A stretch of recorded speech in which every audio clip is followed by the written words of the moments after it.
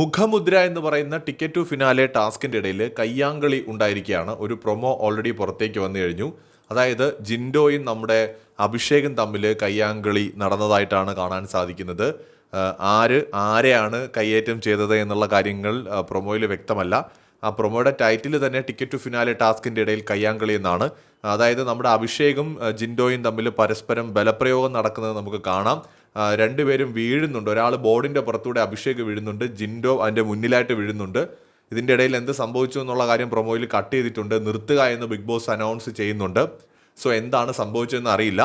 ഏതെങ്കിലും തരത്തിലുള്ള ഒരു ഫിസിക്കൽ അസോൾട്ട് അവിടെ നടന്നിട്ടുണ്ടോ എന്ന് വ്യക്തമല്ല. എന്തായാലും ടാസ്കിൻ്റെ ഇടയിൽ അഭിഷേകും ജിൻഡോയും തമ്മിൽ അങ്ങനെ ശക്തമായൊരു കയ്യാങ്കളി ഉണ്ടായിരിക്കുകയാണ്. എല്ലാവരും തമ്മിൽ പിടിവലി ഉണ്ടായിട്ടുണ്ട്. കാരണം ഓരോരുത്തർക്കും ഓരോ ബോർഡ് കൊടുത്തിട്ടുണ്ട്. ആ ബോർഡിൽ മറ്റുള്ളവർ സീല് വെക്കാതെ സംരക്ഷിക്കേണ്ടതായിട്ടുണ്ട്. സീല് വെക്കാനായിട്ട് അവർ വരുന്ന സമയത്ത് സ്വാഭാവികമായിട്ട് ഓപ്പോസിറ്റ് നിൽക്കുന്ന ആൾ അതിനെ തടയാൻ ശ്രമിക്കും. അപ്പോൾ അവിടെ ഒരു പിടിവലി ഉണ്ടാവും. സോ അത് അതിര് വിട്ടോ എന്നുള്ള കാര്യം വ്യക്തമല്ല.